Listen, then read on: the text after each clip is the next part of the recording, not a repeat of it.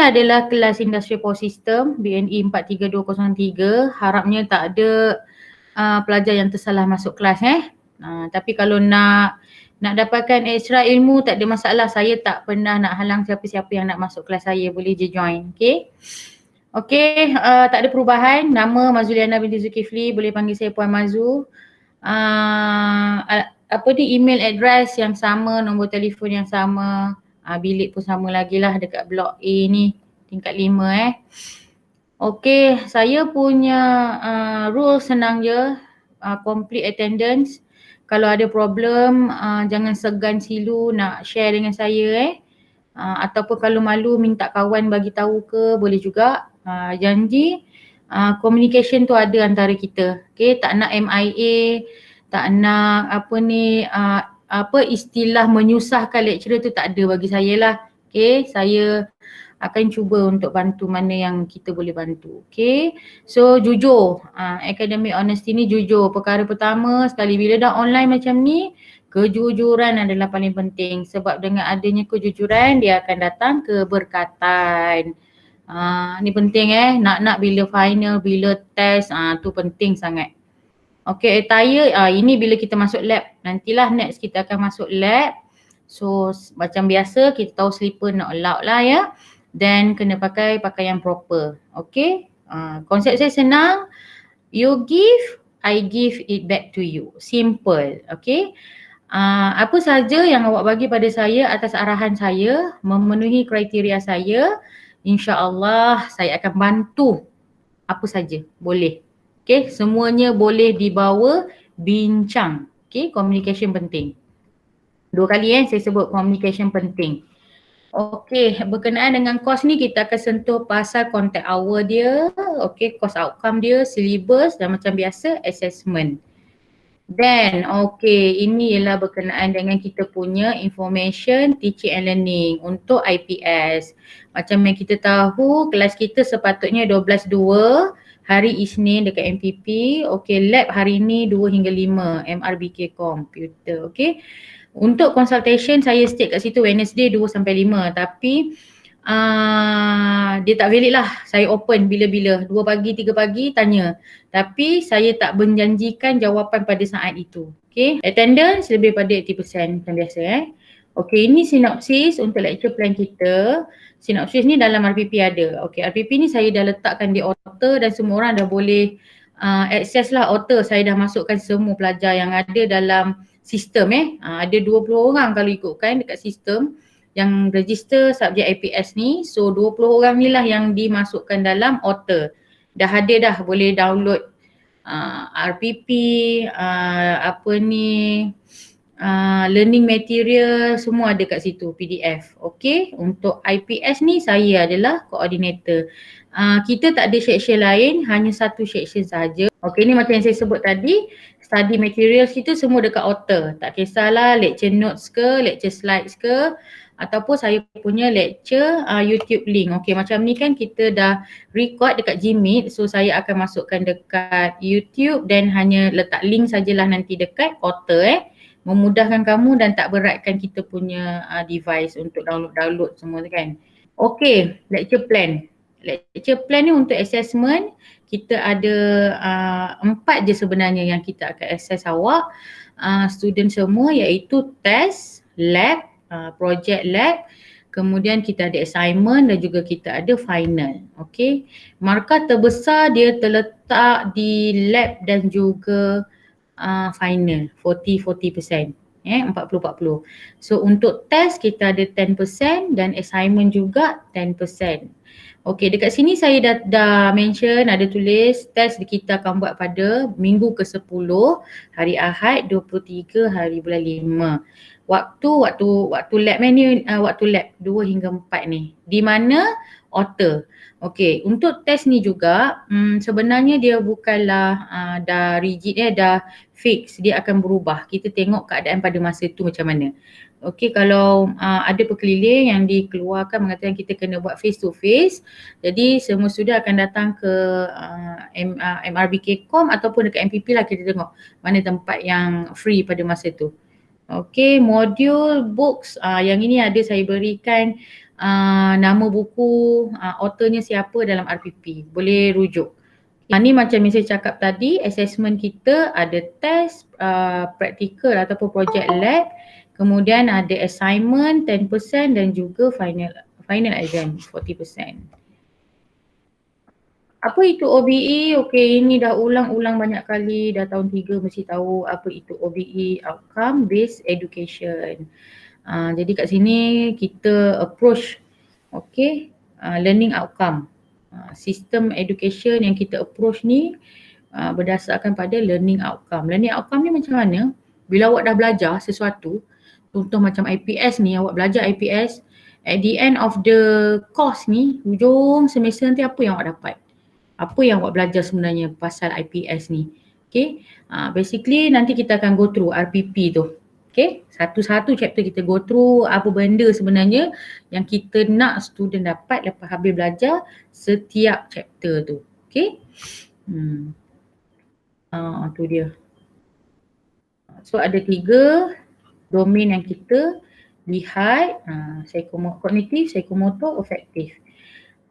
Saya tak sure ni dah tahun 3 ni tahu ke tak ni kognitif, psikomotor, afektif. Kadang-kadang bila kita ada audit, kita akan disuruh untuk listkan student. Nanti auditor akan tanyalah benda ni kan. Kognitif, psikomotor, afektif, tahu tak apa benda. So dalam kita punya course ni sebenarnya diuji dekat kognitif ke, diuji kat psikomotor ke, dekat afektif ke. Secara dasar atau atas je, tak perlu dalam-dalam lah kan. Yang tu lecturer punya kerja. Secara dasarnya sepatutnya awak tahu apa dekat kognitif ni apa benda lecturer awak assess awak ni kan. Psikomotor ni pula macam mana. Kadang-kadang pergi lab, psikomotor lah dekat lab ni. Lecturer tengok apa. Tu kriteria tau awak kena tahu sepatutnya. Rubrik-rubrik tu kan. Supaya kita boleh score kat situ. Kalau lecturer nak tengok teamwork, okey, perlu adalah teamwork dalam awak punya team dekat lab. Kalau dalam presentation nak tengok skill present in English contohnya. Boleh tengoklah apa kriteria rubrik yang lecturer nak bagi markah tu, yang tu kita tekankan. Kadang-kadang sayang 10 markah dekat attire je, contoh baju kan. 10 markah dekat baju je. Banyak markah tu dekat baju je, tapi ada yang tak baca, yang tak alert, tak faham, hilang 10 markah. Tu kadang-kadang kenapa assignment orang ni boleh dapat tinggi, orang ni boleh dapat rendah. Macam itulah. Kalau efektif ni lebih kepada kita punya attitude ataupun tingkah laku, behaviour. Yang ni biasanya kalau dia dah memang rajin sejak azali, alhamdulillah. Maka banyaklah kat dia. Kan sebab dia rajin.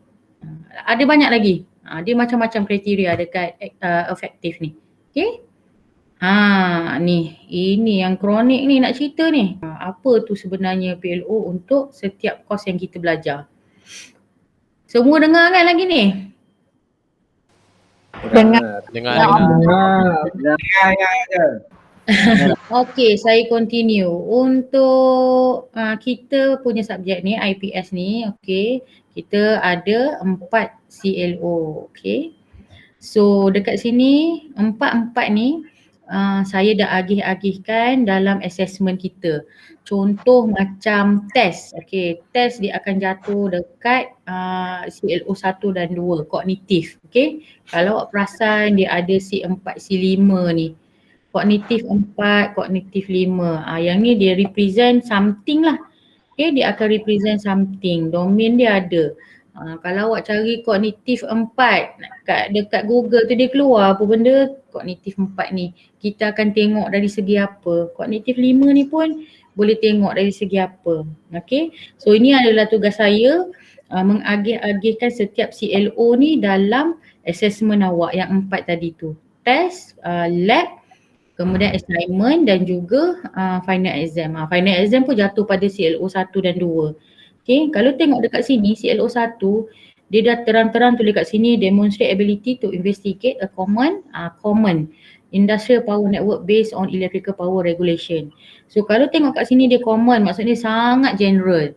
Okay, CLO 1 ni, dia general je. Apa-apa sahaja tentang industrial power network yang kita base pada electrical power regulation mengikut pada regulation dia, apa-apa soalan pun boleh keluar kat sini. sama ada apa? Contoh apa ya, power network ni connection transformer, nak kira load, apa lagi? Rasa dah pernah kot. So sebelum ni mesti ada subjek yang dah sentuh sedikit sebanyak tentang tu. Nak kira load dia, nak tengok connection transformer, connection yang delta connection, Y connection, delta Y, Y delta. Yang macam tu pun boleh tanya. Kemudian dia ada juga pasal LV, okay, low voltage. Lepas tu ada juga HV, high voltage. Dia campur. Okay, untuk CLO1 ni. So sebenarnya senang kata, CLO1, CLO2 ni dia cover hampir 70 hingga 60% dalam kita punya RPP chapter kan. So kalau tak salah saya kita ada 6. Ada 6 chapter. So mungkin chapter 1 sampai chapter 5, chapter 1 atau sampai chapter 4. Macam tu. Untuk final yang tadi. Test 1, test 2 yang chapter awal-awal lah. Test 1 je, tak ada 2. Okey, kemudian COL3, 4 ni kalau tengok ada P psikomotor, A ialah efektif. Okey. Dekat sini kita akan tengok kerja-kerja dekat lab, CLO3 di cover. Okey, untuk assignment dekat CLO4 ni. Okey, kita akan cover kat situ. So kalau awak tengok ayat dia CLO3 construct a computer simulation to investigate apa ni pada dia punya efektif dekat industry power system protection. Protection. Yang kat sini dia agak macam cakap dia agak dah spesifik sebenarnya nak buat apa dekat P4 ni. P4 kan lab tadi kan. Saya assign dia dekat lab P4 ni. So kebanyakan lab kita memang akan banyak tengok dekat power system protection. Kita akan guna software yang sesuai. CLO3.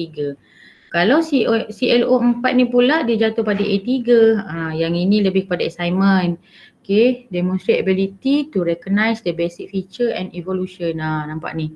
Basic dia, lepas tu apa evolusi IPS teknologi ni. Evolusi dulu-dulu macam mana, sekarang macam mana. Yang paling terkini. Okay, ini pun spesifik juga sebenarnya CLO4 ni saya boleh katakan. Jadi kita dah nampak dah sebenarnya assignment kita nak cover apa. Basic IPS, industri power system tu apa basic dia. And then kita nak tengok dia punya evolusi, perubahan daripada zaman dulu-dulu sampai zaman sekarang. Yang dikatakan tahun kereta terbang tapi tak ada. Okay. Sekarang kita tengok next. Ini sinopsis sama dalam RPP kita ada. Okay, sebenarnya apa yang kita nak student dapat daripada course IPS ni. Mula-mula memang kita nak introduce prinsip-prinsip ni. Prinsip, teknologi, apa praktis-praktis yang biasa dalam industrial berkenaan dengan electrical power system ni. Okay, apa prinsip, apa teknologi, apa praktis yang biasa kita guna. Nak kenalkan dekat student. So IPS ni sebenarnya subjek ni kita kenalkan sebab apa? Inilah nak kenalkan student. Tak mustahil satu hari nanti awak akan masuk bahagian-bahagian kejuruteraan dekat TMB ke JKR ke, even tu dekat KKM sekalipun atau mana-mana company private contoh kan, pun ada juga dia punya department engineering kan. Jadi dia punya prinsip, dia punya basic sama je. Nak kena tahu macam nak kira beban apa semua tu. So bila kita dah masuk, kita akan ingat balik, oh IPS, ada belajar protection, ada belajar kira beban, ada belajar connection. Jadi benda-benda tu kita akan guna pakai. Bila kita masuk dalam bidang yang orang kata, kalau macam saya boleh cakap straight lah, kita straight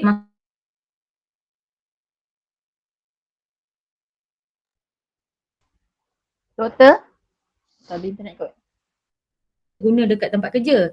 Depends. Depends. Kalau macam kita power system BNE, kita keluar masuk kilang. Okay, saya pernah kerja kilang juga. 12 jam, 18 jam berdiri. Pernah. So dekat situ kita tak guna tau power system, tapi kita guna elektronik. Komponen-komponen elektronik, benda macam tu pula kita guna. So sebenarnya apa yang ada dalam BNE ni, dia sikit-sikit IPS, subjek apa lagi yang awak dah ambil kan. Prinsip elektrik kan, prinsip elektrik 1, elektrik 2, kemudian masuk workshop kan. Okay, semua tu sebenarnya ada gunanya bila awak dah masuk kerja dalam bidang. Dalam bidang. Jadi sebab itulah orang kata bukan tak penting tapi kena ambil tahu. Kena ambil tahu. Bila saya tak sure, saya dulu saya tak ada hala tuju tau. Selepas habis degree saya tak tahu saya nak pergi mana. Saya tak tahu saya suka apa masa tu. Okay, jadi berterabur lah jadinya. Dan saya percaya zaman sekarang student zaman sekarang ni dia lebih matang dan lebih tahu nak ke mana. Apa yang awak minat, awak nak buat apa. Kalau minat bisnes sekalipun, awak tahu macam mana nak handle walaupun awak dalam engineering. Dalam engineering tu sebenarnya dah ada dah awak minat something kan. Tapi sebenarnya bila kita belajar ni dah habis belajar tu kita tahu macam mana kita nak salurkan kita punya minat untuk jana income. Tu penting. Kita buat kerja yang kita suka lagi excellent daripada kita buat kerja yang kita anggap dia kerja hakiki tau. Dia kurang sikit lah sebab kita tak suka kan. Tapi kalau kita suka, kita buat, kita dapat kerja yang kita suka, dia akan lebih mendorong kita untuk lebih maju. Kepala kita punya pemikiran pun akan lebih orang kata apa, lebih aktif tau, aktif fikir. Lepas ni nak buat apa, lepas ni nak buat apa. Macam tu. So macam ni tadi course ni okay. Dia nak cerita juga power engineering, okay, dalam design, maintenance, macam ni tadilah. Bila kita belajar IPS ni, kita ada juga belajar untuk design dan juga maintenance dia dekat power distribution system. Okay, kemudian dekat sini ada juga pasal kita nak tengok student punya understanding bila kita electrical energy dalam industrial application. So dia apply lah dalam kita punya industri nanti. Okay. Then apa lagi tu, ni pasal LVMV tadi lah, switchboard, protective device, okay, instrument macam transformer, load estimation, kemudian kita ada basic plant planning, okay. Semua ni kita akan cover dalam IPS. Harap awak enjoy belajar IPS dengan saya, okay. Dari masa ke semasa kalau ada soalan boleh je soalan nak tanya. Okay, ni biasa template biasa IR 4.0. Okay. Okay. Ini habis untuk yang ini, introduction dia. Then kita nak pergi kepada, ada soalan ke? Tiada. Tak ada. Ada yang dah tidur ke? Masih segar.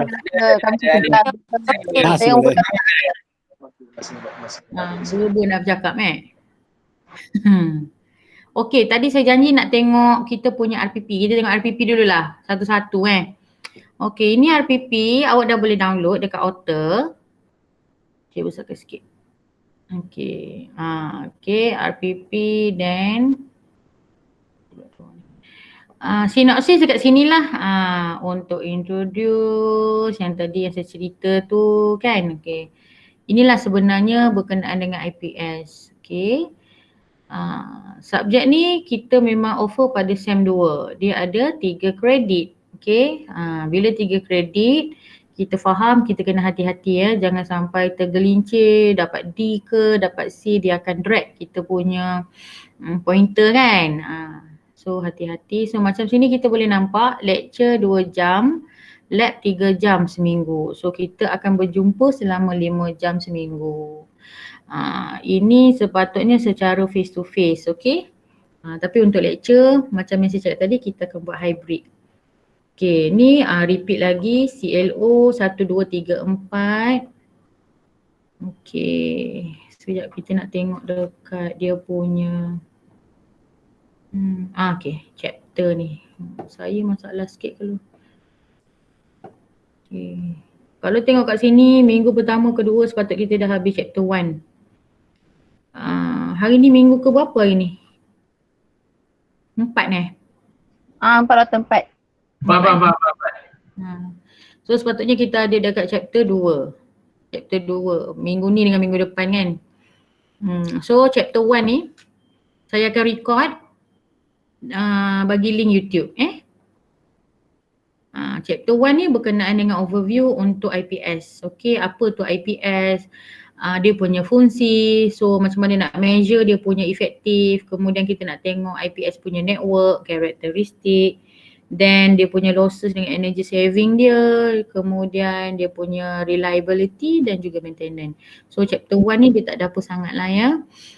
Okay, dekat chapter 2 kita tengok. Okay, chapter 2 ni dia dah pecah-pecah satu-satu equipment. Kalau tengok kat sini dia ada distribution, transformer and reactor, kemudian ada instrument transformer. So sebenarnya dekat sini ada 7 perkara dekat bawah chapter 2 ni. 7 perkara ni sebenarnya sangat penting dekat kita punya industri, terutamanya di bahagian distribution. So nak dekat switch gear, okay, semualah main peranan. Power fuse, circuit breaker, semuanya bergantung antara satu sama lain. Kalau salah satu ni dia lag, maksudnya dia macam dia ada kekurangan ataupun dia punya spek rendah, dia akan efek kepada yang lain. Ini bahaya. Okay, bahaya dekat sini. So chapter 3 ni sepatutnya awal lah kita kira load, kemudian dia akan melibatkan chapter 2, pemilihan chapter 2, macam mana nak kira kabel yang nak guna besar mana, switch gear size apa, fuse size apa, circuit breaker, CB size apa, okay. So dekat load ni chapter 3 ni ialah permulaan dia lah, kita kena kira. Okay, so sepatutnya chapter 3 dulu. Tapi tak apa, kita kenal dulu komponen-komponen dia, switch gear semua ni dalam chapter 2. Kemudian kita akan kira. Biasa engineering kan biasalah dia akan reverse engineering. Tu biasa. Okay. Macam awak pun kadang-kadang dapat jawapan dulu kemudian baru datang dia punya kerja. Tu apa maksudnya tu? Kan? Okay. So macam tadi saya cakap chapter 3 ni load, kita akan estimate, kita akan tengok dia punya curve, kita akan calculate dan kita akan cari size kabel, okay, size switch gear dia, berapa banyak nilai fuse yang nak guna, circuit breaker semua ni and so on ya. Okay, dekat chapter 4 ni, wait, cepat no dia turun.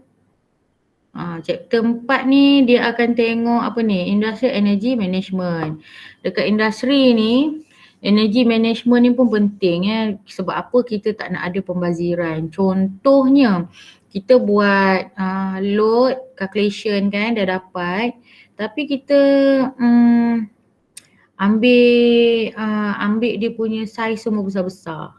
So tu pun salah satu termasuk dalam chapter 4 ni, management barang-barang ni lah. Maksudnya tak boleh lah ambil yang satu size lebih besar. Contohnya dia ada kira lah estimation untuk percentage berapa besar kita boleh ambil daripada yang sepatutnya. Dia ada sebab tu kita kirakan macam apa ni, reserve untuk 2-3 tahun akan datang.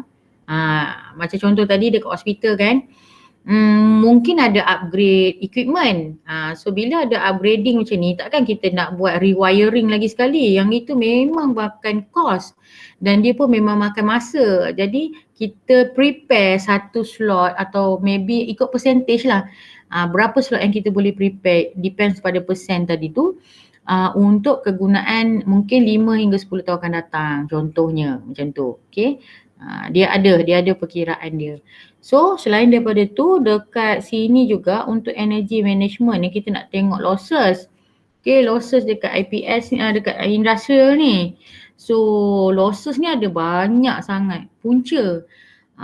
Macam pengalaman saya dulu rewiring ni saya cakap tadi tu. So rewiring ni satu kerja yang sangat renyah bagi saya. Sebab apa? Kita nak kena track cara orang yang sebelum ni buat wiring macam mana. Okay. Kalau dia buat wiring cantik, tak ada serabut-serabut, ada tagging yang tepat kan, okay. So kita senang nak cari.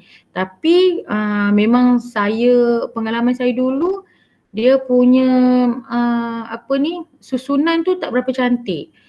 Jadi kita pening. Memang pening nak cari kat mana punca wiring ni. Okay, so bila macam ni, kadang-kadang susun atur ni juga boleh bagi punca kepada losses. Losses. So wire dah satu hal, kabel, arus jalan dalam kabel tu. So bila kabelnya berpusing-pusing, berputar-putar, So agak-agak arus tu lagi senang nak jalan ke lagi susah nak jalan? Daripada supply nak pergi kepada tempat yang kita nak supply tu. Ni wire berpusing-pusing ni. Nak compare dengan wire yang cantik je straight line dia pergi kan. So kat situ pun sebenarnya main peranan lah. Dia tak banyak tapi ada. So kalau satu wire ada sikit, bila banyak-banyak wire dalam satu bangunan, agak-agak macam mana losses dia kan. Jadi macam mana kita nak reduce dia? So kita kena belajar lah cara nak bend wire, cara nak letak dalam conduit, macam mana cara dia, kan dia ada degree-degree yang sepatutnya 45 degree ke berapa degree kan, ada caranya. So kita kena implement lah benda tu. Kadang-kadang istilah nak cut cost. Bila nak cut cost ni kadang-kadang dia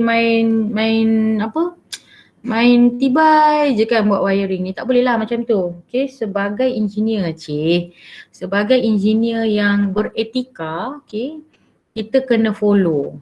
Dia bukanlah strict tapi kita kena follow sebenarnya.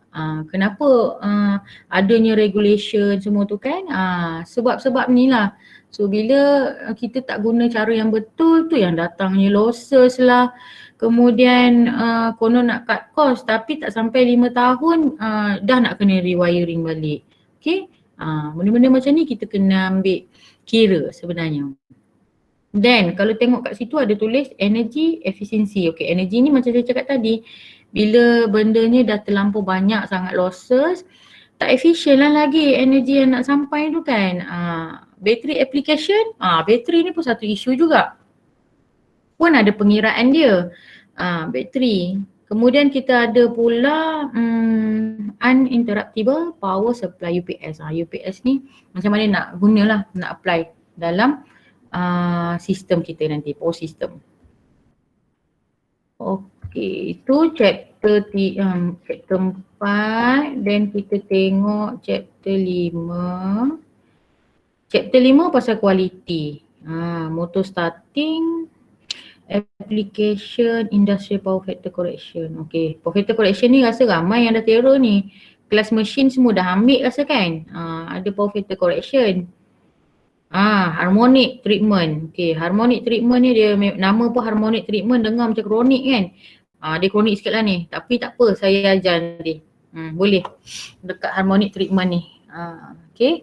Seronok sebenarnya dekat harmonic ni kita nak tengok. Macam-macam benda kita boleh tengok. Okay. Motor starting sama jugalah dalam electrical machine kan. Motor starting, kalau tak salah saya dah ada buat last semester ke, siapa ya yang buat motor starting guna bateri kan, solenoid. Okay, chapter 6 pasal LV dengan MV switchboard. Okay, ni chapter yang akhir lah, tak ada apa. Okay, ada 4 subtopik kat sini, nak tengok dia punya standard, dia punya jenis-jenis box untuk low voltage, LV low voltage. Ni semua dekat distribution lah kita tengok ya. Macam mana dia punya bus-bus trunking, okay, busway system semua tu. Okay, ni dah cerita tadi. Untuk assessment ada practical lab 40%, ada test, ada assignment dan juga final. Okay, ni buku. Ni reference. Okay, ada kat sini saya ada senaraikan 6. Okay, basically 6 buku ni memang saya guna sikit-sikit ni. Ambil lah sikit-sikit daripada 6 buku ni.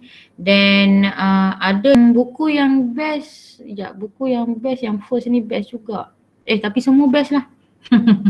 Semua best. Okay.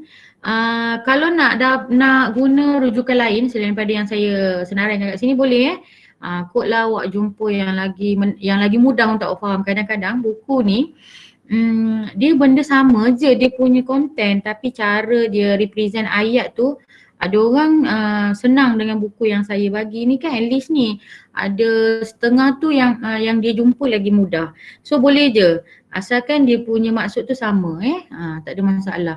Andai kata awak jumpa buku tu ayat dia macam best tu, share lah dengan saya boleh tengok kan. Nanti boleh masukkan dalam list ni. Kita share dengan kawan-kawan ni bukan apa. Macam ni ada 6 buku saya share kan. So bila awak guna, guna dengan betul bukan guna untuk meniru ke apa ke. So bila awak guna dengan betul, saya dapatlah tempias pahala dia. So sama konsep dia juga. Kalau awak jumpa buku yang best, awak share dengan saya masuk dalam list ni.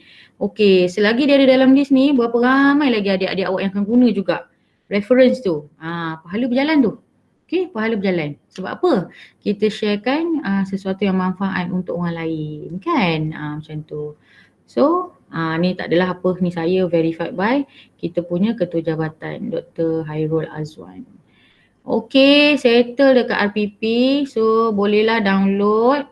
Yang mana nak print boleh print. And lagi nak tengok apa? Chapter 1. Nak masuk terus ke macam mana ni? Ke nak saya record? Mana yang menyenangkan doktor lah. Itulah saya sokong je. Sebab itulah yang mana Saya boleh je nak bullshit ni, tak apa banyak 34 je slide dia. tak kisah, saya okey je mana. Kita pergilah satu Ramai yang kita. kita pergi satu. Kalau ikutkan ada untuk part 1 ni dia ada topik 1 dan 2. Kita tengok topik 1 dulu Topik 1. Okey. Overview untuk industrial power system. So ada 3 kat sini kita cover. Okey. Notes ni pun ada dalam motor. Boleh tengok Okey, ini ialah electric power system kita secara overview. Okey, semua orang rasanya dah familiar dengan tiga pembahagian ni. Okey, ada generation, ada transmission, ada distribution. Okey, dan nilai-nilai KV ni pun boleh tengok. Saya rasa ada yang ada yang dah tukar ni KV dia. Okay, ini saya nak bagi task. Yang mana tak dengar ni dia memang tak buat lah nanti. Kan? Okay, dekat sini awal-awal lagi dia dapat task. So dekat sini kalau awak perasan generation dia tulis 13.8 hingga 15.6 kV. Transmission sekian kV, distribution pun sekian kV. So task yang pertama saya nak awak double check. Betul ke tak betul ni? Nilai ni. Kalau untuk IPS system berapa pula nilai kV dia?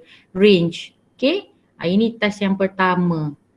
Okay. Generation, transmission, distribution dan juga industrial power system punya range of electricity dia.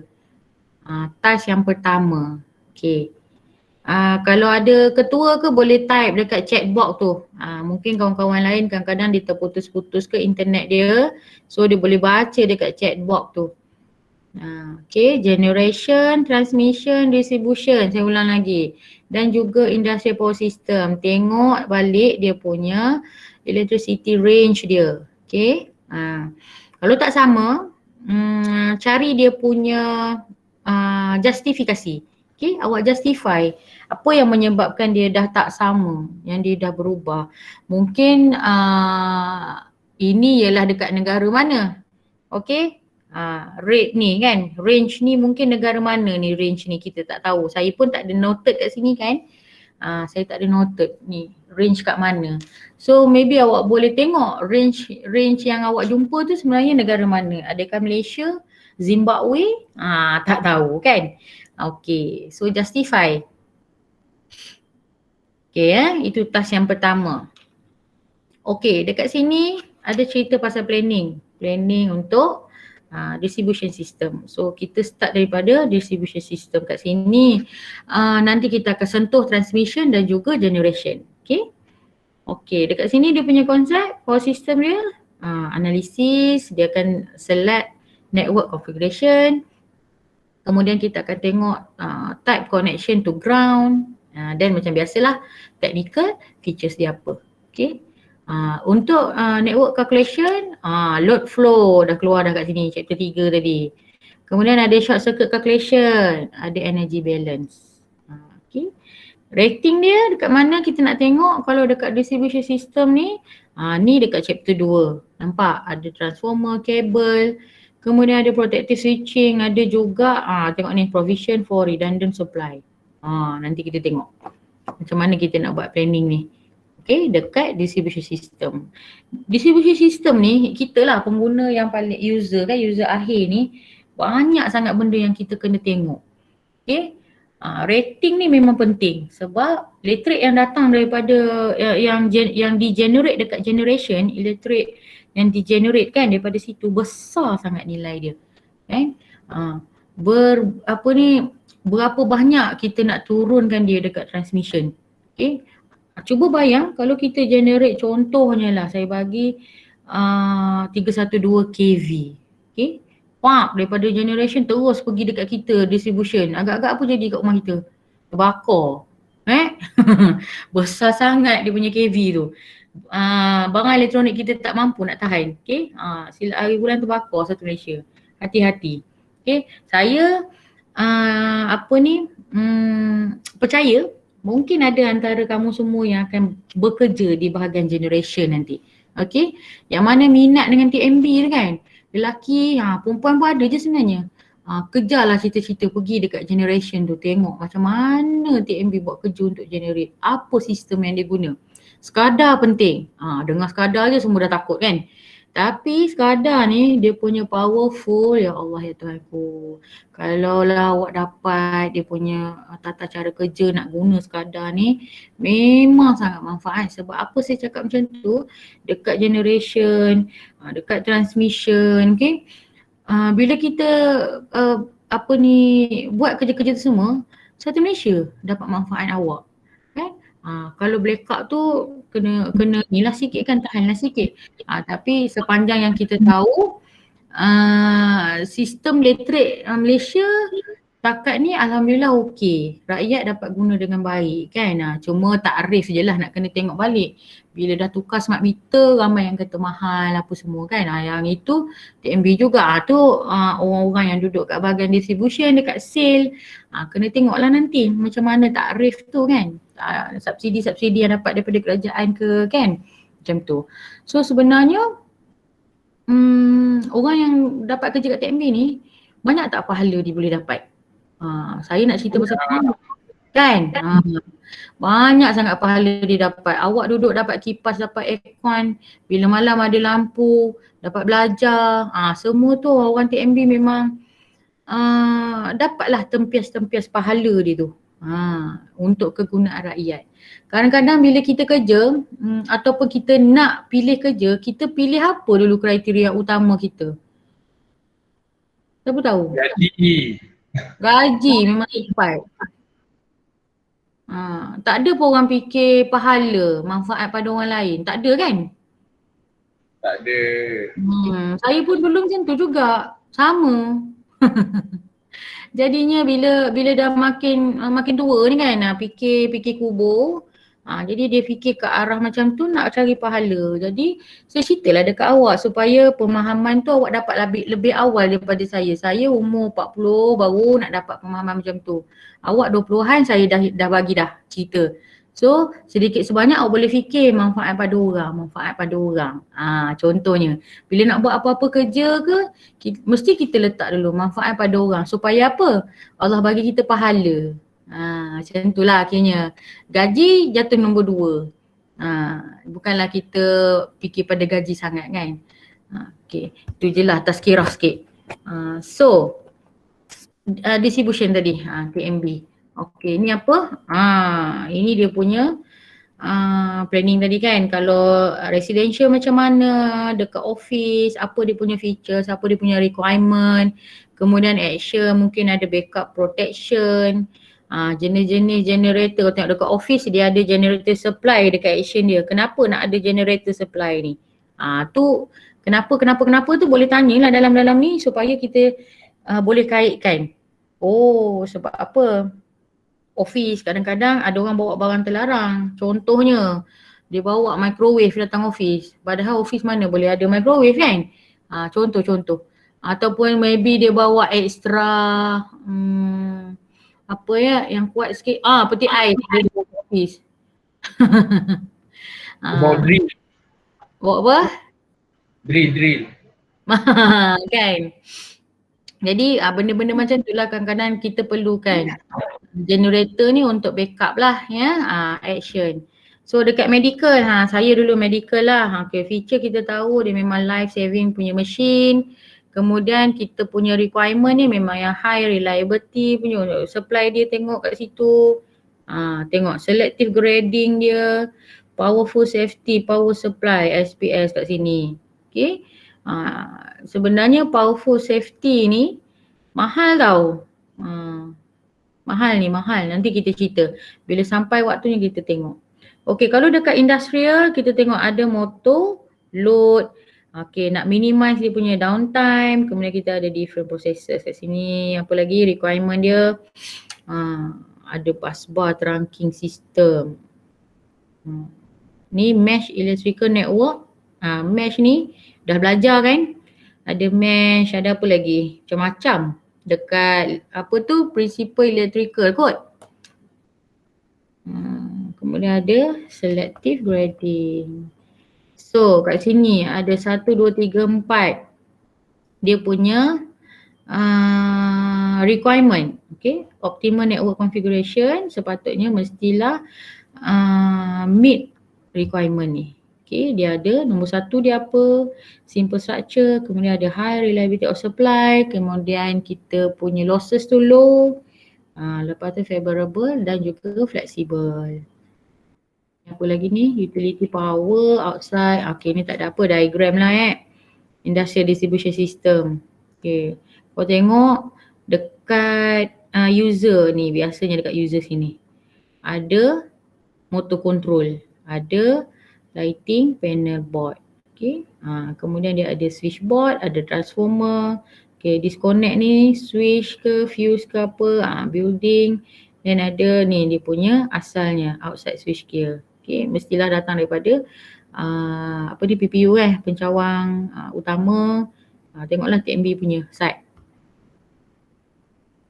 Okay, kat sini apa ni tak ada apa. Okay, ni cuma nak cerita pasal main purpose dekat planning. Okay, mungkin soalan keluar kot kat sini. Kod. Mungkin soalan keluar kat sini boleh tanya apa itu, apa dia main purpose untuk planning. So ada 2 kat sini. Nak buat sistem lebih dia punya cost lagi efektif, nak minimize power losses, lepas tu nak maintain regulation. Okay, kat sini apa, load survey, okay, tak ada apa. Ni pasal load survey pula. Okay, basic data nak kena collect untuk starting kan kerja ni. Kerja apa ni, load survey for a particular area is carried out to find out the present load requirement. Okay, over period 5 hingga 15 tahun. Okay, dia nak buat ni lah. Ini untuk forecasting load. Okay, forecasting ni pun penting juga. Macam saya cakap tadi, ada persen yang dibenarkan lah untuk ambil lebihan slot, contohnya lebihan size. Okay, dia ada bagi, ada kategori dia untuk domestic, commercial, industri. Okay, ada pembahagian dia pula. Banyak sebenarnya aku nak cerita dekat sini. Soalan pun macam-macam mesti boleh tanya kat sini sebenarnya. Okay, yang ini primary, secondary, distribution. Okay, ini untuk dia punya layout. Okay, kena biasakanlah macam mana nak lukis diagram ni. Ini notation untuk apa? Okay, bulat-bulat bertindih 2 ni. Siapa tahu? Dia represent apa ni? Hello? Doktor. Apa ni bulat 2 ni, ring ni? Transformer. Autobot dari transformer. Transformer yang bertukar jadi kereta jadi robot tu ke?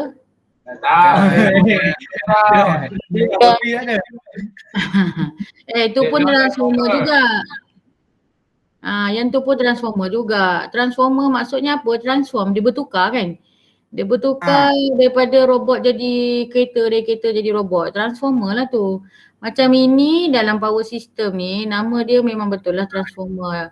Dia buat apa? Dia tukar ataupun ni tengok nilai kV dia bertukar daripada 132 pergi 66. Okay, ni maksudnya apa kalau 132 pergi 66 ni? Step down. Alright, tahu. Senang kerja saya. Ada step down, ada step up kan? Okay. Bila Dia dah dah tahu. pandai doktor, dia dah pandai. Oi, dah pandai dah? Habislah kelas ni, dismiss je lah. Jadi Yang graduate gitu doktor. Hebat-hebat ni boleh dapat A lah semua ni.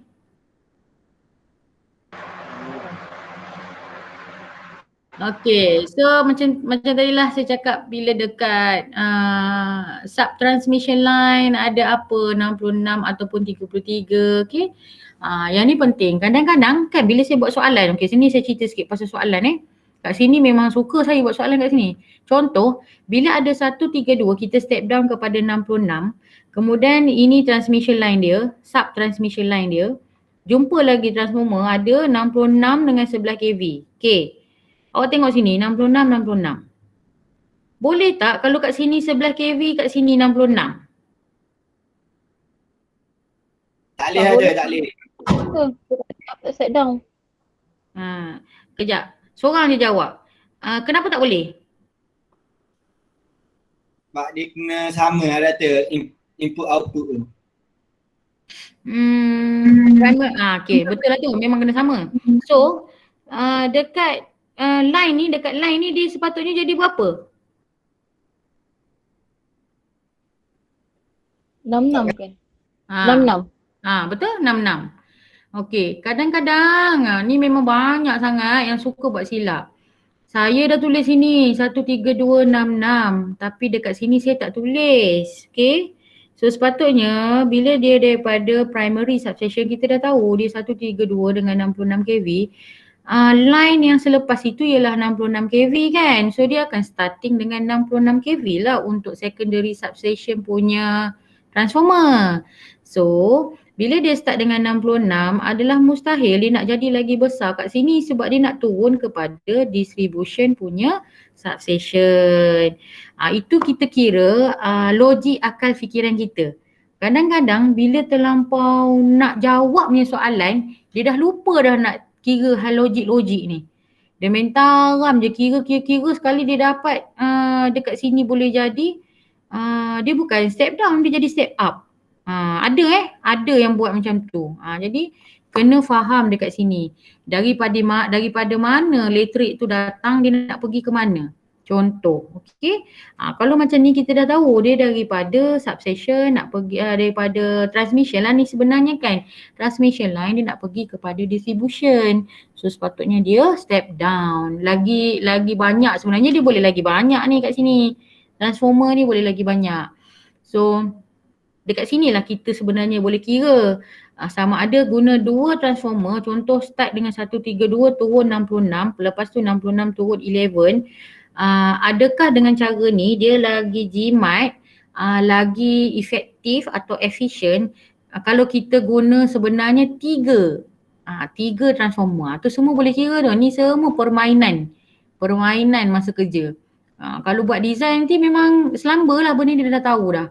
Nak guna 3 transformer dengan nilai yang lebih kecil. Transformer ni bila 132K turun kepada 66, ini mahal tau. Kalau tak salah saya lah dulu perkiraan ni macam ni. 1 kVA RM10,000. Kalau 132, ini contoh saya dah tak ingat dah dulu kira dia macam mana. Tapi macam tu lah dia buat setara dia tu. So kalau 132 kVA, satu transformer tu dah RM132,000 contohnya. So kalau dua transformer ada pula yang ni, so bila bertambah lagi transformer, dia akan jadi lagi mahal satu. Yang kedua size transformer ni pun dia contribute juga kepada nilai costing tadi tu. Lagi besar size transformer, lagi mahal. Jadi kat situ kita kena main lah. Kira-kira dia nak cut cost, nak guna dua transformer, yang satu transformer besar pun sebenarnya kena tengok mana yang lebih efektif. Ni menarik tau, yang kira-kira ni memang menarik. Saya tak tahulah awak macam mana, tapi kalau saya rasa macam nak makan je soalan-soalan macam ni. Suka sangat buat. Tapi tak adalah skor pun. Biasa-biasa je. Okey, dekat sini apa ni? Layout dia punya distribution. Ni dia cerita. Okay. Oh, kau awak dah dapat, awak dah tengok sebenarnya saya punya notes ni. Dah download Ni dah tulis step down. Ni cerita tadi tu lah. Ni dia punya layout yang sebenar. Okay. Banyak ni. Ada rumah, ada 3, ada kilang pula, 3 phase. Rumah ni 3 phase ke single phase ni rumah ni? Kau tengok layout ni, siapa tahu? Single. Macam saya. Macam awak. Rumah ni apa tadi, single ke 3 phase? Saya rasa 3 face kot. Single face. Sebab dua lain. Single face. Rumah mana? House 1, house 2, house 3? Nama dia house 1, 2, 3 dia sama je. Nampak tak? Connection dia satu je pergi ke atas ni, satu phase. House 2, house 2 pun tengok dia pergi phase Y. Maksudnya dia Single face. bijak. single. Betul, dia single. Dia belum kahwin lagi, dia single lagi. Macam Zairi. Okay, kalau tengok kilang ni factory, dia dah tulis lah 3 phase, tak boleh tanya. Okay, tak boleh tanya. Ni, big consumer factory. Sebelah kiri. Big consumer factory tu. Single ke 3 phase? 3 face. Okay, ini pun sebenarnya saya nak sentuh juga. Ramai juga dulu-dulu masa saya pernah juga jadi panel panel apa kita panggil interview. Masa dekat KKM dulu. So ada juga ramai fresh grad yang tak tahu baca layout ni. Dia tak tahu pun sebenarnya bila kita buat connection macam ni, dia tak tahu ni single phase ke, 3 phase ke, dia tak tahu. Jadi rasa macam alamak sedihnya, sedangkan dia budak power system kan. Sedih lah.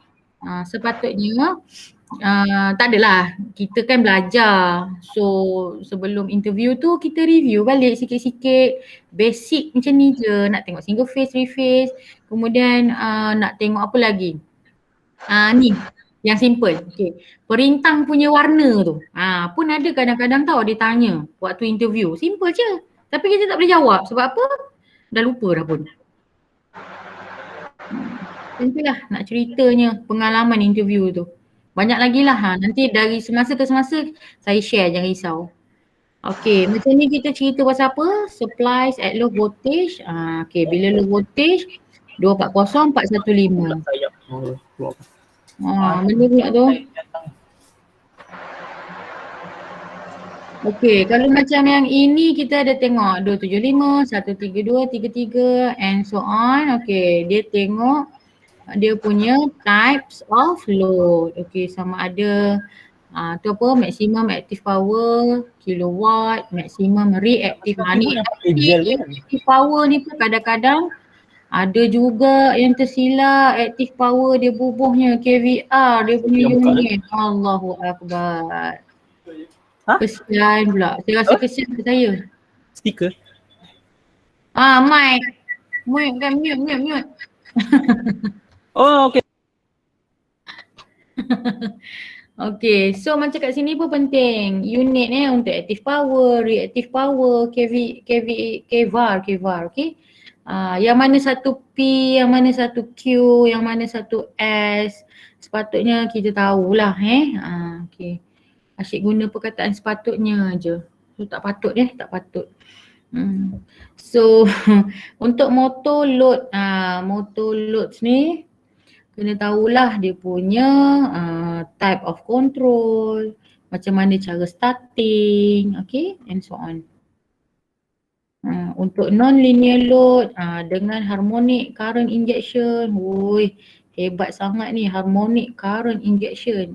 Kita nak tahu harmonic current spectrum tu termasuk dengan dia punya number of harmonic tu, kena tengok. Ini memang seronok ni, planning for connection. Tak ada yang tak seronok lah, untuk IPS ni semua seronok. Kalau awak betul-betul jiwa awak dengan power system, memang seronok sebenarnya. Okay, so itu tadi non-linear load. Kalau fluctuating load pula macam mana kita nak cover, kita nak cater. Okay, masalah fluctuating load ni. Fluctuating ni mencabar fluctuating ni dia jadi tak stabil. Okay, nama pun fluctuate kan, so dia kadang-kadang dia rendah, kadang dia tinggi, macam tu.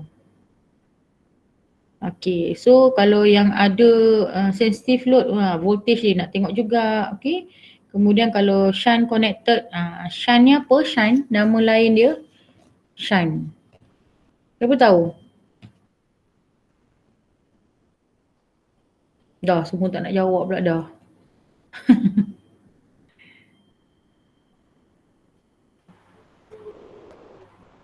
Tak ingat lah. Dia sama macam shunt motor tu ke? Tak, perkataan shunt. Perkataan shunt. Shunt connected. Dia memang boleh lah nak kata macam motor tu. Shunt tu apa sebenarnya yang persamaan lagi, perkataan lain? Parallel lah. Ya, parallel.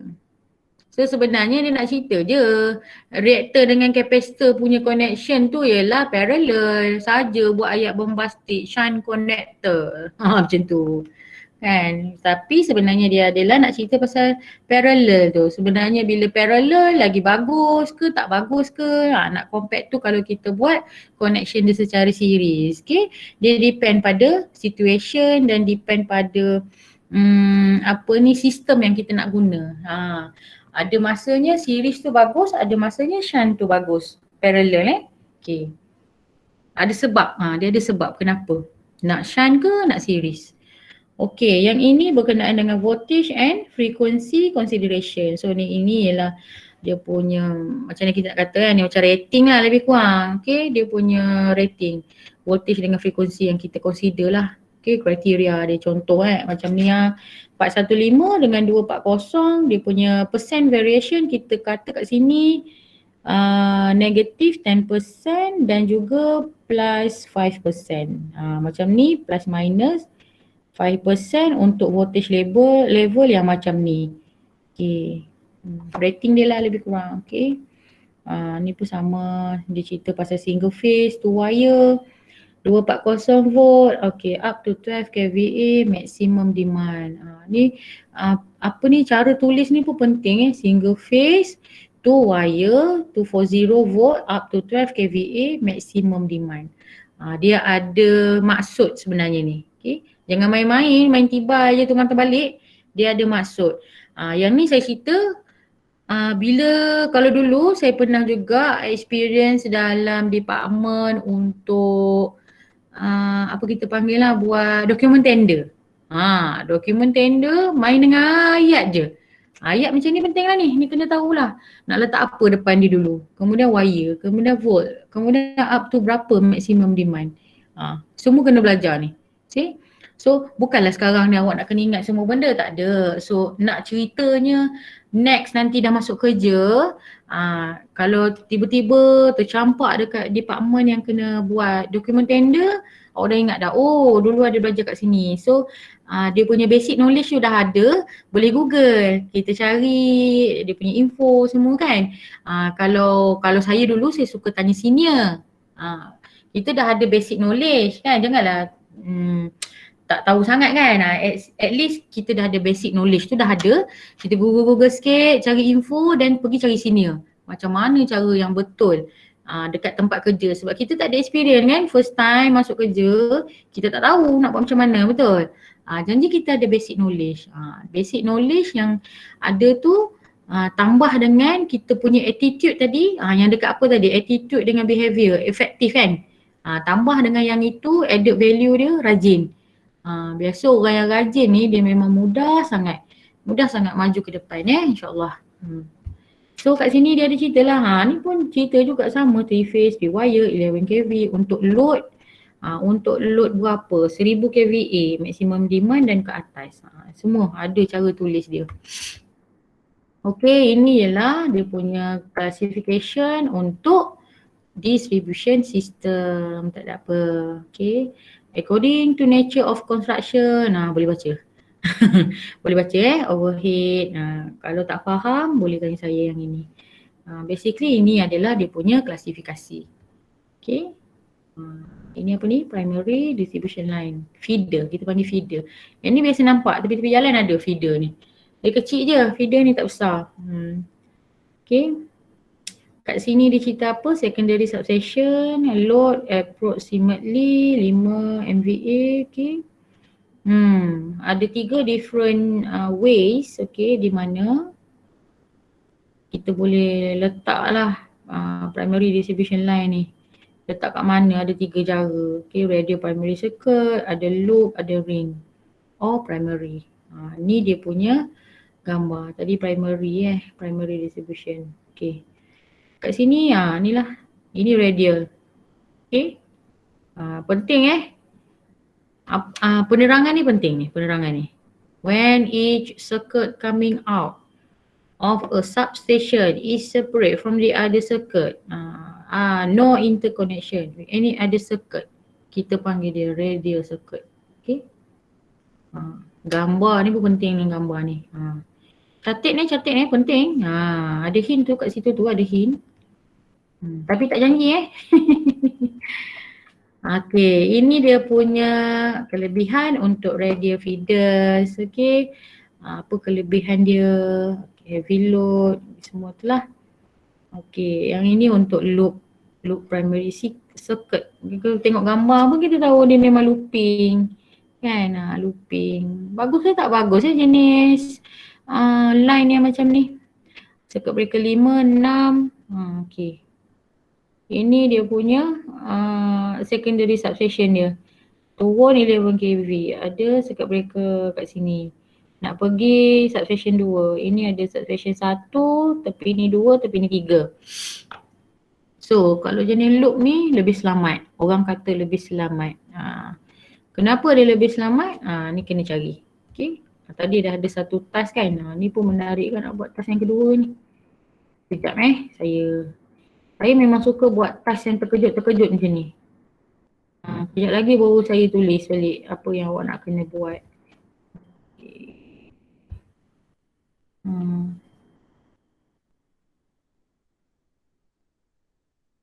Okay, dekat sini ni dia ceritalah sebenarnya. Okay. Ini untuk ring. Antara 3 jenis feeders ni kan. Antara 3 jenis feeders ni, pada pendapat kamu, okay, yang mana paling bagus? Okay, berikan situasi untuk menerangkan kelebihan feeders yang kamu pilih. Berikan situasi. Contohlah saya bagi kalau connection series parallel kan, lampu. Kalau series satu padam, yang lain padam. Kalau parallel satu padam, yang lain still on. Jadi kita boleh kata kelebihan dia terletak pada connection yang jenis parallel. Sebab apa? Dia tak menjejaskan lampu yang lain bila ada salah satu yang dah terbakar. Okay, itu situasi dia. Contoh, saya bagi contoh macam tu. So, awak cari situasi dan awak pilih antara 3 feeders ni mana yang okey bagi pendapat awak. Dia tak ada salah ke betul ke sebab dia bergantung pada situasi. Kenapa tu, ada soalan ke?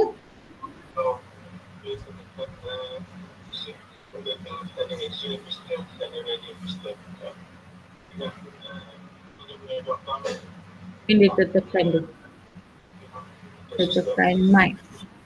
Okey, dekat sini ada secondary distribution line distributors. Okey, dia adalah link antara feeders yang kita tengok tadi tu dengan distributor.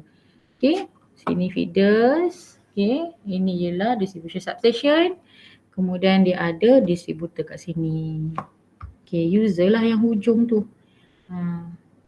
Itulah tu yang menggunakannya. Okay, dekat sini pun nampak ni. Banyak ni task boleh bagi ni. Tapi tak apa, saya bagi 2 je. Yang first dengan yang second tadi tu feeders kan ada 3. Pilih yang mana awak rasa bagus. Yang tadi tu berikan situasi. Justify yang kenapa dia bagus. Yang ni tak payahlah. Yang ni kita ambil knowledge. Okay, radial ada radial system, ada loop system, ada network. So sebenarnya dia pun sama je cerita dia.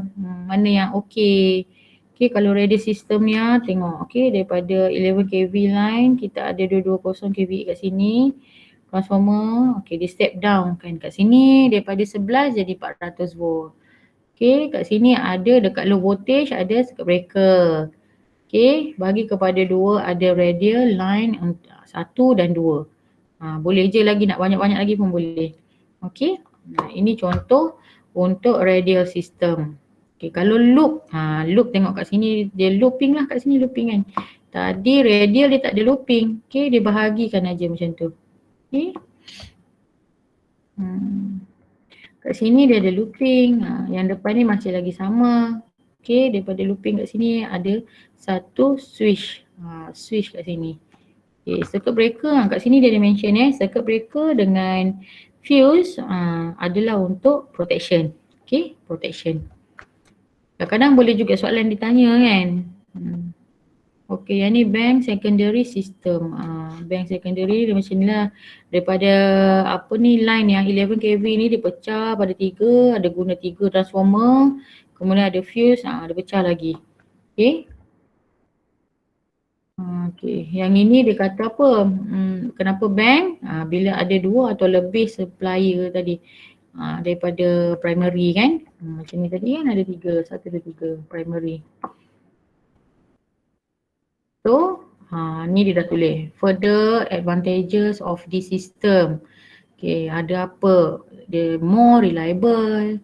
Lepas tu dia better load distribution. Kemudian dia punya voltage drop. Okay, kalau kita guna sistem ni, bank ni, voltage drop dia reduce. Okay, baguslah. Cuma itulah kita kena tengok juga situasi atau tempat tu sesuai tak nak guna bank.